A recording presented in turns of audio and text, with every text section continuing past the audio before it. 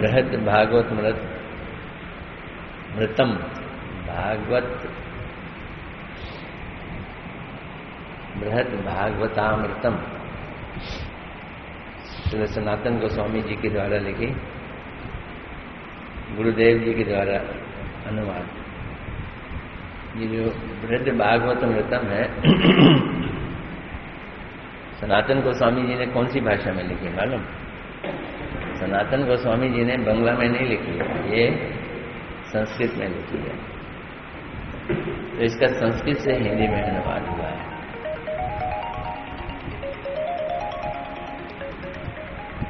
तो आओ पहले सनातन गोस्वामी पाद जी को प्रणाम करते हैं। वंदे हम श्री गुरु श्री युतपद कमलम श्री गुरुन् वैष्णवांश्च श्री रूपम साग्र जातम सहगण रघुनाथम वित्तम तम सजीवम। श्री रूपम के संग जब सागर जातम कहें तो उस समय रूप सनातन गोस्वामी याद कर लिया करो। श्री रूपम सागर जातम, तो उस समय सनातन गोस्वामी जी को याद करना। श्री रूप सनातन भट्ट रघुनाथ श्री जीव गोपाल भट्ट दास रघुनाथ ऐसे गोसाई करी चरण बंदन जहाँ मते विघ्ननाश अभिष्ट पूरण। इन 6 गोसाई को जब याद करेंगे हमारी सारे विघ्न दूर हो जाएंगे। ये 6 गोसाई जार मोहि तार दास शास्त्रवार पद रेणु मोर पंचग्रास।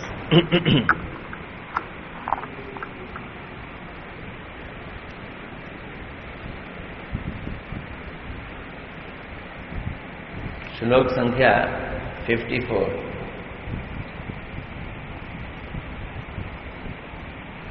नारद जी ब्रह्मा जी के पास पहुंचे। किसने भेजा? इंद्र ने भेजा। नारद जी खोज रहे हैं कौन सा व्यक्ति भगवान की सबसे अधिक कृपा प्राप्त है, किसको भगवान की सबसे ज्यादा कृपा प्राप्त है।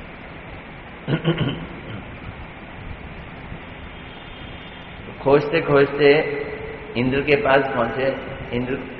इंद्र ने ब्रह्मा जी के पास भेजा और नारद जी ब्रह्मा जी की तारीफ करने लगे। वाह वाह ब्रह्मा जी, आप तो कृष्ण के बड़े प्रिय हैं।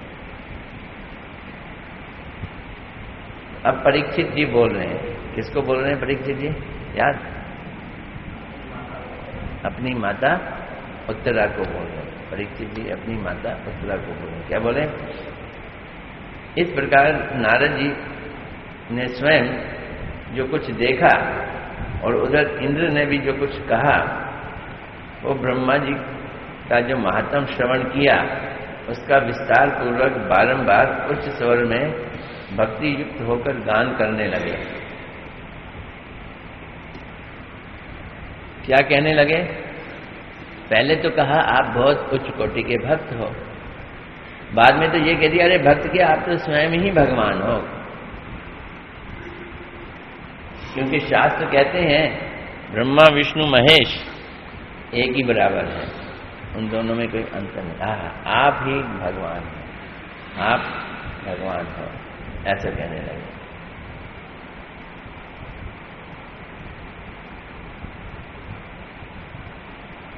फिर उन्होंने श्री ब्रह्मा को श्रद्धापूर्वक दंडवत प्रणाम किया। श्री ब्रह्मा ने नारद जी के इन वचनों को सुनकर सीखने लगे। ओ नहीं, मैं दास हूं, मैं उनका दास हूं, मैं उनका दास। बार बार बोल नारद जी बोल रहे हैं आप खुद ही भगवान हो, आप खुद ही भगवान हो, आप खुद ही भगवान हो। ब्रह्मा जी बोल रहे हैं नहीं, मैं उनका दास हूं, मैं उनका दास हूं। कहते कहते अपने 8 कानों को बंद कर दिया। नारद जी की आवाज नहीं सुननी, चुप ऐसे करके कान ही बंद कर दिया। नहीं, मैं भगवान नहीं हूं, मैं दास हूं। देखो बड़ी अजीब सी बात है। हमारे भारत में सबसे ऊंचा धर्म सनातन धर्म, वैष्णव धर्म, जैव धर्म, ये सर्वश्रेष्ठ धर्म है। लेकिन इसी भारत में सबसे घटिया धर्म मायावाद वो प्रचलित है। वैष्णव धर्म कहता है मैं भगवान का दास हूं और मायावाद कहता है मैं ही भगवान हूं। मायावाद वाले बोलते हैं अहम ब्रह्मास्मि और वैष्णव लोग कहते हैं मैं आपका दास हूं। और चल रहा है दोनों ही। मैं दास हूं इसके कहने वाले लोग कम हैं और मैं ही भगवान हूं अहम ब्रह्मास्मि इसके कहने वाले लोग ज्यादा हैं। जितने भी पंथ हैं वो इसी तरह का प्रचार करते हैं, सोहम या अहम ब्रह्मास्मि।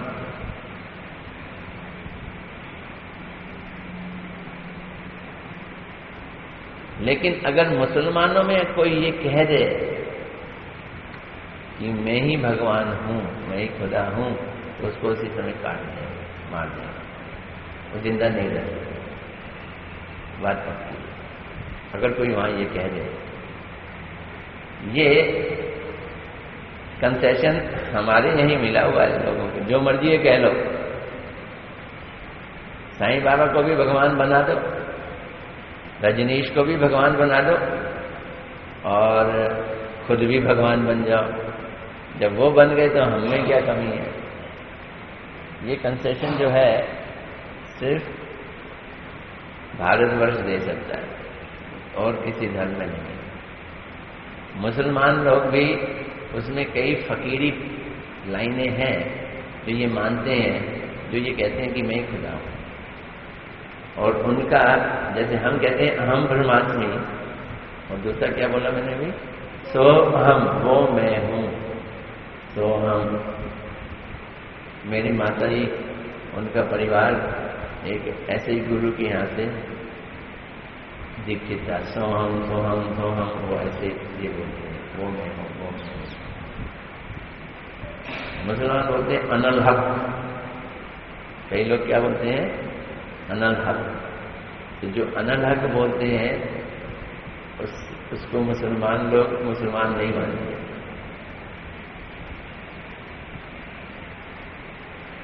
खैर, यहां पे जो नारद जी कह रहे हैं वो इसलिए कह रहे हैं कि कई जगह शास्त्रों में लिखा है कि भगवान और ब्रह्मा जी में कोई भेद नहीं है।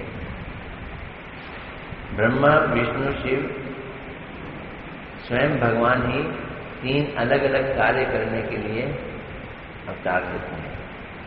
बड़ा सुंदर वार्तालाप है, मजा आएगा सुनने में। एक बात याद रखना कि किस तरह से उन्होंने समझाया। ब्रह्मा जी क्या कह रहे हैं, कान बंद करते हैं।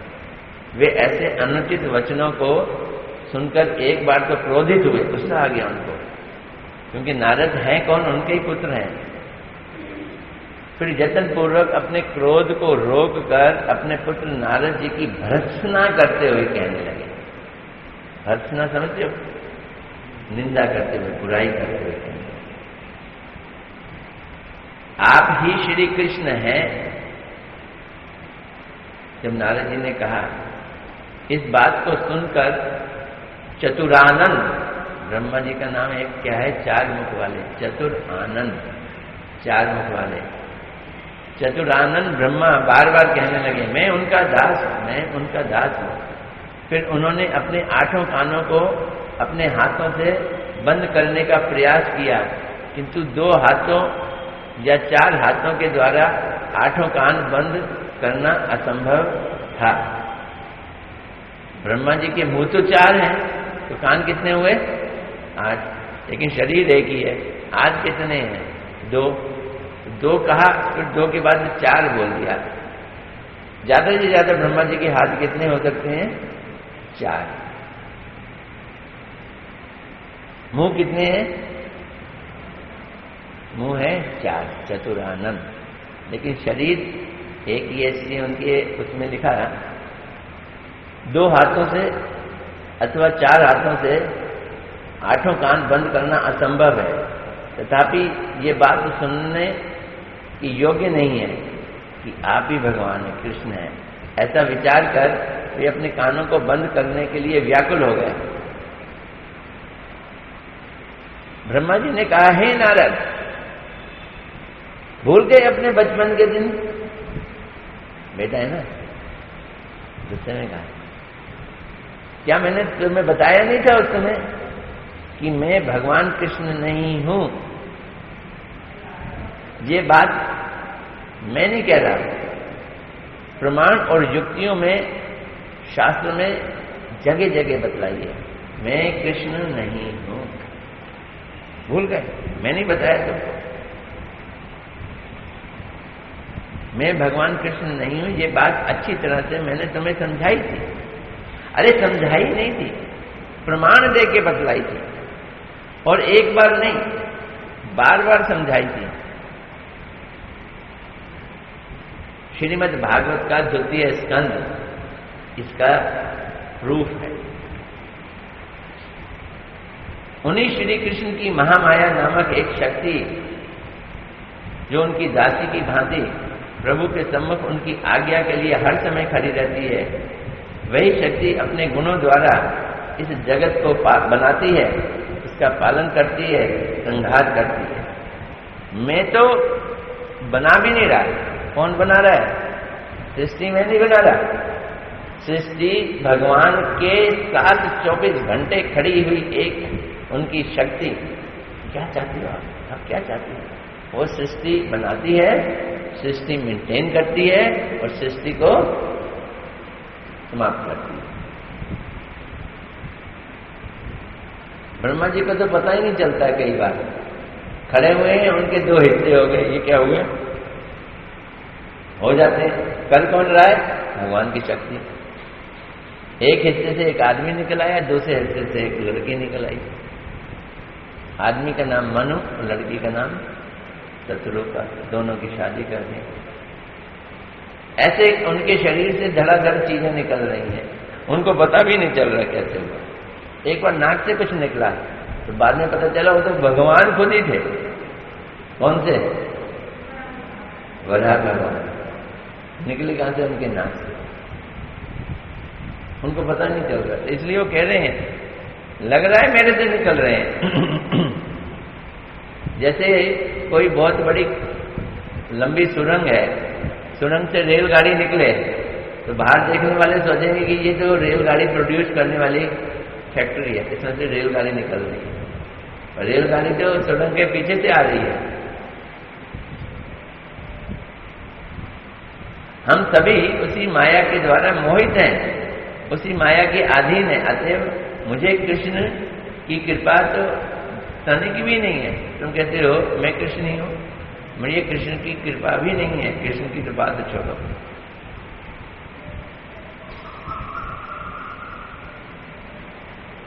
हम सभी और तुम भी उसी माया से मोहित हो रहे हो, अन्यथा तुम ऐसी उलझलूल बात नहीं करते कि मैं कृष्ण हूं।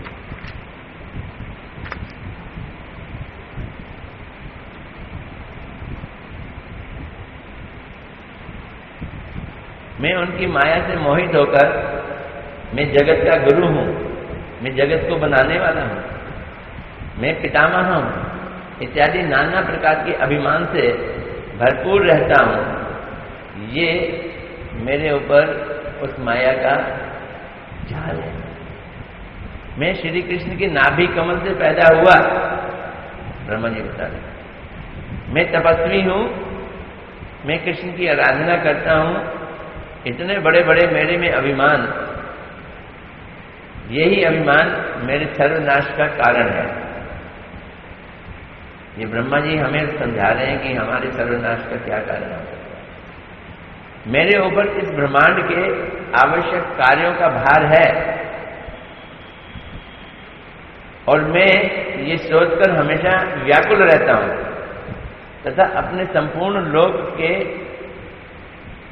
नाश की चिंता से पीड़ित रहता हूं कि मेरे ये जो लोक हैं ये नष्ट ना हो जाए, और सभी के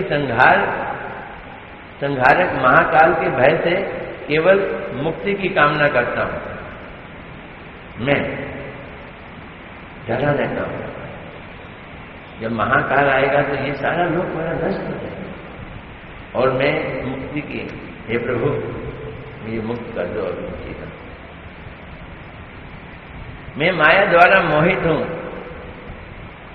इस वाक्य को द्वारा ब्रह्मा जी अपने आप को माया के वशीभूत बताते हुए अपने प्रति भगवान की कृपा, क्यों मैं माया के प्रति मोहित हूं, क्यों हूं? क्योंकि मेरे पे भगवान की कृपा नहीं है। तुम कहते हो मेरे पे भगवान की कृपा है, मेरे पे भगवान की कृपा नहीं है, मैं तो माया से मोहित हूं। क्यों मोहित हूं? मैं तो ये समझता हूं कि मैंने ये सृष्टि रची, अपने आप को जगत का नियामक समझता हूं, पालक समझता हूं, लोक पितामह समझता हूं, स्रष्टा, जगत का संहारक और स्त्री सृष्टि करने वाला मानता हूं और खूब गर्व करता हूं।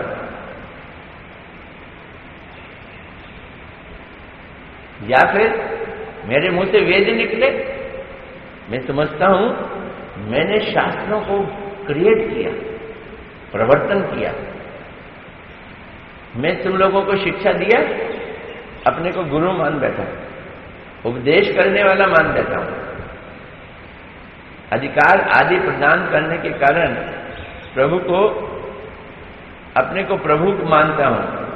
संहार कार्य के स्वतः ही अमंगल कर्म होने से इसमें भगवान की कृपा अभाव सूचित हो रहा है, इसलिए मेरे ऊपर भगवान की कृपा नहीं है। ये जितने भी अहंकार मेरे अंदर कूट कूट के भरे हैं, ये मेरा सर्वनाश कर रहे हैं। और सुनो, इसके अतिरिक्त ब्रह्मांड संबंधी जो भी आवश्यक कार्य हैं वे अनंत और अपार हैं, इसलिए उन सब कार्यों का विचार करके मैं बड़ा व्याकुल रहता हूं।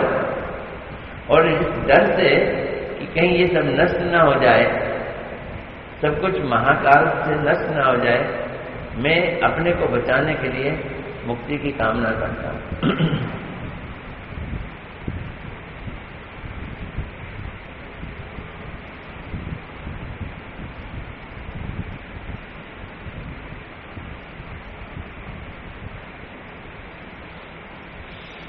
वास्तव में इस प्रकार प्रजापति ब्रह्मा जी आदि होने का महान अभिमान ही दोष का कारण है, श्री कृष्ण की कृपा का लक्षण नहीं है। तो जिसमें ये अभिमान है या जो ये सोचता है कि मेरे अंदर ये अभिमान है, उस अभिमान का मतलब है कि अभी भगवान की कृपा नहीं है। श्री विष्णु के नाभि कमल से जन्म हुए इस वचन के द्वारा ब्रह्मा जी स्वयंभू हैं, खुद ही पैदा हुए हैं, स्वयं जन्म ग्रहण कर रहे हैं। नहीं, वो स्वयंभू नहीं है। स्वयंभू का मतलब होता है जो खुद पे खुद ही बना। खुद कहां बने? किसने बनाया? भगवान ने। भगवान ने भी नहीं बनाया, भगवान के नाभि की कमल ने उनको बनाया। तो वो तो कमल जात है। कहां से पैदा हुए? कमल से पैदा हुए।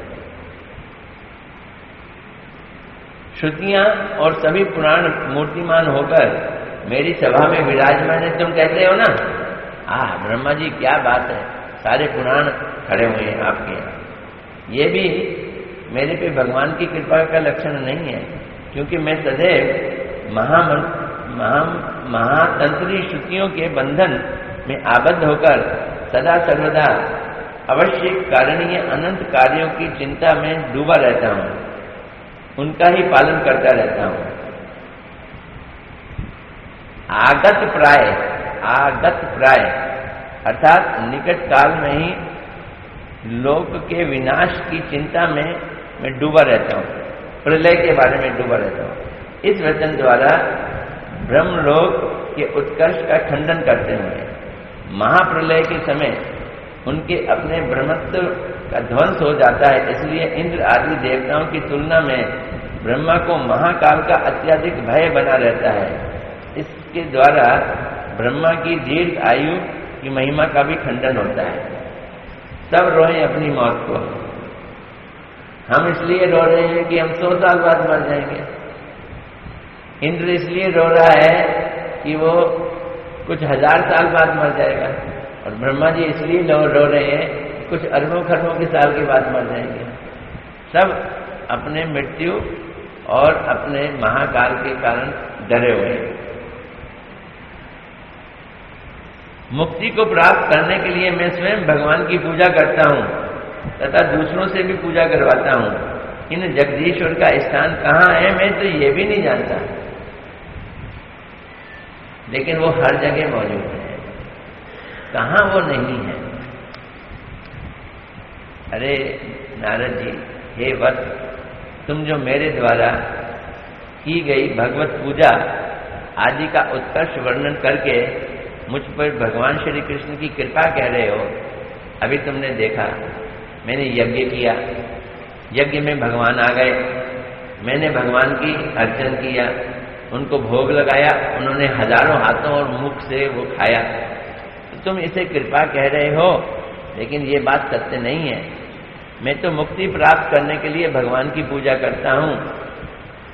मेरे पूजा के अंदर स्वार्थ है। इंद्र क्यों पूजा कर रहा था? इंद्र इसलिए पूजा कर रहा था कि भगवान ने दैत्यों से स्वर्ग को निकाल के उनको दे दिया। इंद्र को, आहा, आप बड़े महान, आपकी कृपा मेरे ऊपर। क्या कृपा? कि आपने हमें स्वर्ग दे दिया दैत्यों से। और ब्रह्मा जी, मुझे मुक्ति मिल जाए, मैं अपनी प्रलय से बहुत डरता हूं, मुझे मुक्ति मिल जाए। तो मैं तो मुक्ति के लिए उनकी पूजा कर रहा हूं, भक्ति के सुख के लिए नहीं कर रहा। अतः मेरे ऊपर भगवान का लक्षण, कृपा का लक्षण नहीं है। मेरे लोक में जो बैकुंठ लोक है वही कोई असाधारण नहीं है, क्योंकि उन भगवान का वास स्थान कहाँ नहीं है, अपितु वो तो भीतर बाहर सर्वत्र विराजमान है। नारद जी ने कहा, आप कितने महान हैं। भगवान आपके ब्रह्मांड में अपना बैकुंठ धाम बनाए और उसमें रहते हैं। क्या नाम था उनके बैकुंठ धाम का, याद है? कल परसों चल रहे थे। भगवान ने इस ब्रह्मांड में एक बैकुंठ धाम बनाया जिसमें वो रहते हैं।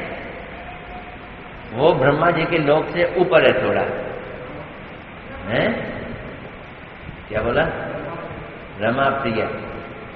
उस बैकुंठ धाम का नाम क्या है? भगवान ने बनाया अपने लिए बैकुंठ धाम और नाम रख दिया अपनी पत्नी के ऊपर। रमा कौन है? लक्ष्मी जी, उनके प्रिय, रमा प्रिय।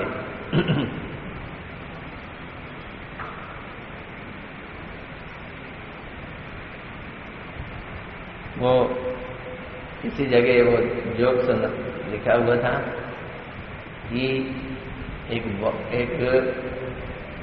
बहुत बड़े इंडस्ट्रियलिस्ट ने अपनी फैक्ट्री में एक बोर्ड टांग के रखा अपने दरवाजे के बाहर, मैं बॉस हूं, तुम सब लोग अपनी लिमिट में रहना, क्योंकि इस जगह का मैं बॉस हूं, तुम सब लोग अपनी लिमिट में रहना।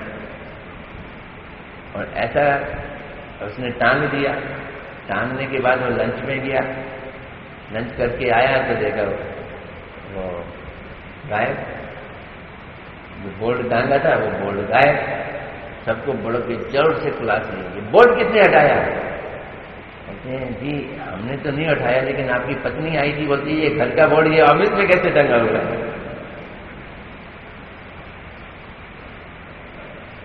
घर का बोर्ड ऑफिस में कैसे टंगा हुआ है? तो लगता तो है कि भगवान इस ब्रह्मांड में रहते हैं और ब्रह्मांड मैंने बनाया, तो मैं कितना महान। अरे नारद जी, भगवान रहते कहाँ नहीं है? कोई जगह है जहाँ भगवान नहीं रहते? हर जीवों के हृदय में रहते हैं। भगवान का स्थान कहाँ नहीं है? अभी तो वह तो भीतर बाहर सब जगह विराजमान है। उनके द्वारा नारद की ये उक्ति कि आपके लोक के अंदर बैकुंठ है, उसी में नारायण का वास है, ये खंडन कर रहे हैं इस बात का। प्रभु जो यज्ञ का भाग ग्रहण करते हैं, यह भी केवल अपने आज्ञा रूप वेदों को प्रवर्तन और स्वयं संपादित यज्ञ मूर्ति अथवा यज्ञ विधि प्रीति अनुग्रह करके ही करते हैं। मेरे प्रति अनुग्रह नहीं है। लगता है कि यज्ञ कर रहे हैं, यज्ञ में हम भगवान को आह्वान करते हैं तो भगवान आ जाते हैं और वो यज्ञ ग्रहण करते हैं। अरे भैया, ये यज्ञ क्या है समझना। जो वेद हैं, वेदों में यज्ञ का वर्णन किया है, वेद भगवान के ही हैं, तो अपने ही वेदों को पॉपुलर करने के लिए भगवान जैसे ही यज्ञ किया जाता है उसमें आ जाते हैं। वैसे नहीं आते हैं। कब आते हैं? जब यज्ञ किया जाता है। यज्ञ क्योंकि वेदों के द्वारा बनाए गए हैं, इसलिए वो यज्ञ में आकर जो अन्न ग्रहण करते हैं वो मेरे पे कृपा नहीं है, अपने वेदों को पॉपुलर करने के लिए ऐसा करते हैं।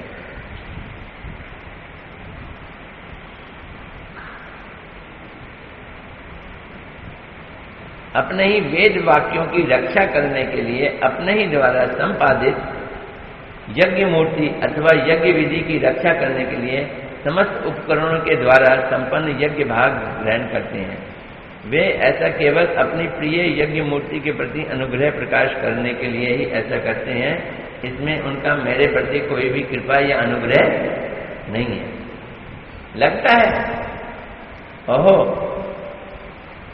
विचाराचार्य भगवान श्री कृष्ण केवल भक्ति प्रिय हैं, वे केवल अपने भक्तों के प्रति कृपा करते हैं, अब भक्तों के प्रति उनकी कोई कृपा नहीं है, तो भक्ति नहीं।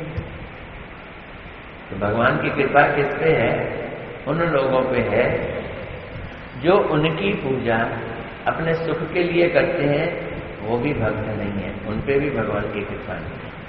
जो उनकी पूजा मुक्ति के लिए चाहते हैं, वो भी अपने स्वार्थ के लिए उनकी पूजा कर रहे हैं कि मुझे दुनिया के कष्टों से राहत मिल जाए, वो भी भक्त नहीं है। भगवान सिर्फ उन भक्तों को जो बिना किसी कामना के, ना तो संसार की कोई इच्छा है, ना कोई मुक्ति की कामना है, सिर्फ भगवान को ही प्रसन्न करने की कामना है, ऐसे भक्तों के प्रति कृपा करते हैं, अभक्तों के प्रति नहीं। तो भगवान एकमात्र भक्ति प्रिय हैं। केवल भक्ति से ही मैं साधुओं के द्वारा जाना जाता हूँ। वो कहते हैं, यही उनके मुख की वाणी है। अतः भगवान अपने भक्तों के प्रति ही कृपा विस्तार करते हैं। उनके श्री चरणों में मेरी भक्ति की बात तो दूर रही, उनके श्री चरणों में मेरा किसी प्रकार से अपराध ना हो जाए, मेरे लिए यही बहुत है। अपराध करता हूं, बस यही कोशिश करता रहता हूं कि इनके चरणों में अपराध ना करूं, फिर भी कर जाता हूं। भक्ति नहीं करता, अपराध रोकने की कोशिश करता हूं। क्योंकि जिस प्रकार वे श्री शिव के अपराधों को क्षमा करते हैं, उस प्रकार मेरे अपराधों को क्षमा नहीं करते। शिव जी तो कुछ भी अड़गम बड़गम कर दें और माफ कर देते हैं, लेकिन मेरे ही खिंचाई कर देते हैं। तो मैं तो बस यही कोशिश करता रहता हूं कि अपराध ना करूं, नहीं तो फिर फंसूंगा।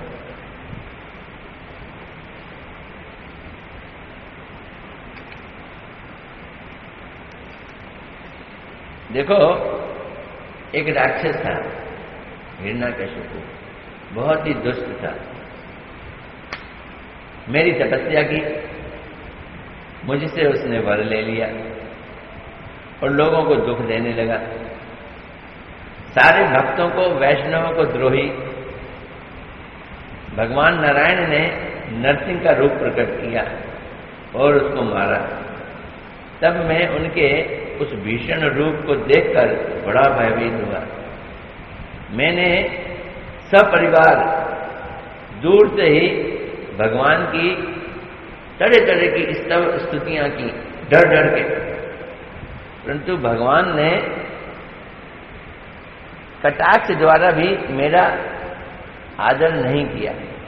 मैं स्तुतियां कर रहा हूं, अपने परिवार सहित दूर खड़ा हुआ, डर डर के। अरे एक नजर तो देख लो, देखा तक भी नहीं उन्होंने। बल्कि प्रहलाद ने कुछ स्तव भी नहीं किया, तुतली हुई बात में कुछ बोला, उस पर खुश हो गए। क्यों खुश हो गए? कि प्रहलाद भक्त है। उसके बाद जब उनकी कृपा से प्रहलाद का राज्य अभिषेक हुआ, तब मैं धीरे धीरे उनके निकट गया, तो उन्होंने क्रोध में मुझे ये आदेश दिया, ब्रह्मा जी तुम फिर कभी असुरों को ऐसा वर मत देना। तो भी मैंने रावण आदि असुरों को वर दे ही डाला। हाय हाय, रावण ने कितना गलत काम किया। अपनी जीवा द्वारा कौन उस काम को वर्णन कर सकता है? मेरे से अपराध हो जाते हैं और भगवान उसको क्षमा नहीं करते। मैं कोशिश करता हूं अपराध ना करूं।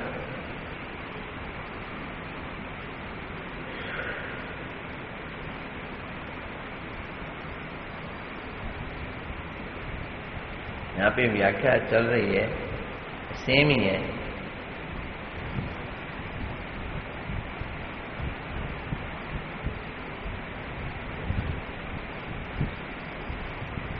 इस प्रकार अन्य प्रसंग में भी कहा गया है, हे ब्रह्मा तुम मेरे नाभि कमल से पैदा हुए हो, इसलिए मैं तुम्हें कोई दंड नहीं दे रहा हूं। यही पद्य योनि शब्द का गूढ़ अर्थ है। फिर भी मैंने रावण जैसे दुष्ट को वरदान किया। रावण ने सीता जी का हरण कर दिया। कितने घृणित काम किया, मैं तो अपने मुख से बोल भी नहीं सकता। इस प्रकार अति दुष्ट हिरण्यकश्यपु और रावण जैसे असुर गण मुझसे वर प्राप्त करके सभी लोगों को पीड़ा देते हैं और वैष्णवों से में द्रोह करते हैं। तो बोलो मेरे पे क्या कृपा है उनकी? मेरे अपराधी, मैं दुष्ट, कैसे पाऊं उनकी कृपा? मेरे द्वारा दिए गए अधिकार से इंद्र आदि सभी देवतागण, तुम कहते हो ना मैंने अधिकार दिया, इंद्र बनाए, लोकपाल बनाए, तो मैंने जो इंद्र को पोस्ट दी, तो इंद्र ने क्या किया? वो भी अहंकार में मस्त होकर विवेक रहित हो गया। उन्होंने भगवान के प्रति जो जो अपराध किए, जरा सोचो तो। उनके प्रिय ब्रजवासी और ब्रज धाम को बारिश से डुबोने की कोशिश की। अच्छा, कितनी घिनौनी बात। गोवर्धन यज्ञ के समय कितनी मूसलाधार वर्षा की और प्रभु के साथ युद्ध भी किया। वरुण ने श्री कृष्ण के पिता गोपराज को, नंद बाबा को पकड़ के ले आए। बाणासुर ने गायों को नहीं लौटाया। यमराज ने श्री कृष्ण के गुरु के पुत्र, श्री कृष्ण के गुरु पुत्र को अनुचित रूप से संहार किया और कुबेर ने अपने अनुचर शंखचूड़ के द्वारा भगवान के प्रति अपराध किया। पाताल के दानव गण भी स्वभावतः वैष्णव द्रोही हैं और उनके लोक के कालिया बंधु बांधव सर्प भी महाक्रोधी और दुष्ट हैं। तो ये मेरे अंडर में जितने लोग हैं सब एक से एक बढ़कर। क्या इंद्र ने गड़बड़ की और बाणासुर उसने गाय पकड़ ली। वरुण ने नंद बाबा को ही अपहरण कर लिया था। यमराज ने कृष्ण के गुरु संदीपनी मुनि के पुत्र को अपहरण कर लिया। कुबेर ने एक राक्षस जैसा शंखचूड़, उसने अपराध किया। तो इस तरह से मेरे द्वारा जिन जिन लोगों को पावर दी गई, उन्होंने जो जो अपराध किए वो किस पे लागू होंगे? वो सब के सब मेरे पे लागू होंगे। ये वो बोल रहे हैं।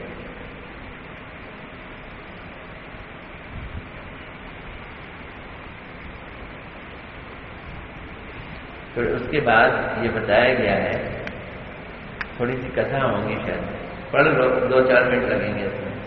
श्री ब्रह्मा जी कुछ और भी कह रहे हैं, तुम मुझे लोकपाल आदि का अधिकार देने वाला बतलाते हो और ये कहकर मेरी महिमा गा रहे हो, ये सब बेकार की बातें हैं। जरा ध्यान से सुनो।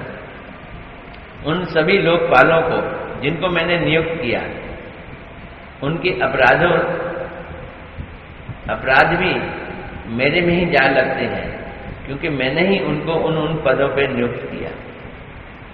इंद्र आदि लोकपालों ने भगवान के प्रति जो अपराध किए, जरा उसको ध्यान तो करो। यद्यपि तुम उनके द्वारा किए गए अपराधों से पूर्ण अवगत हो, फिर भी अब तुम्हें फिर से मैं ये याद दिलाना पड़ रहा है। इंद्र ने क्रोधित होकर, क्योंकि उसकी पूजा नहीं की, गोवर्धन की पूजा की गई, एक सप्ताह में ऐसी मूसलाधार वर्षा की तथा ताकि सारा ब्रज डूब जाए, है ना अपराध। कृष्ण जब स्वर्ग में एक पेड़ को उठाकर ले जा रहे थे, तो इंद्र ने फिर उनसे युद्ध किया, ये उसकी उद्दंडता थी। और वरुण जी ने द्वादशी वाले दिन जब नंद बाबा जी यमुना जी में स्नान कर रहे थे, तो उनका अपहरण कर लिया, उनको बंदी बनाकर अपनी पुरी में ले गया। राजा बाणासुर श्री कृष्ण के विरुद्ध युद्ध करके पराजित होने पर भी गायों को नहीं लौटाया तथा नाना प्रकार के वंचनापूर्ण वाक्यों का प्रयोग किया। यम ने श्री कृष्ण के गुरु के पुत्र संदीपनी मुनि के पुत्र मधुमंगल आदि का पांचजन्य नामक दैत्य द्वारा अनुचित रूप से संहार करवाया था। और भी कई गड़बड़ें की हैं। विष्णु पुराण में आता है,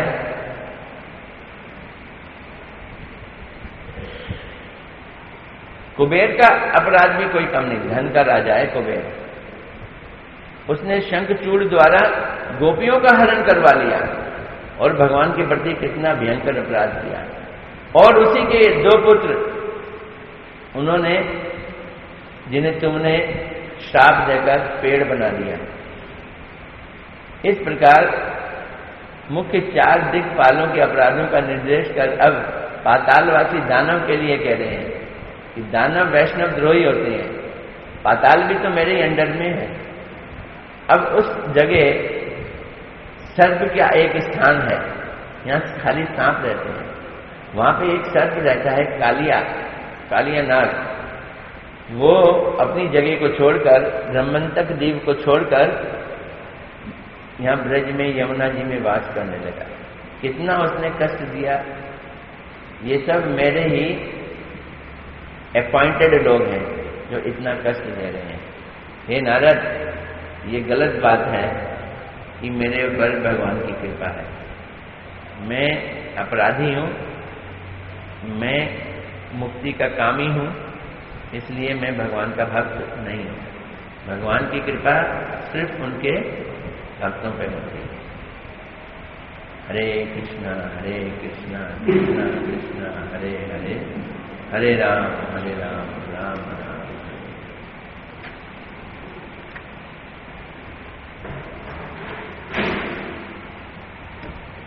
अभी तो चले।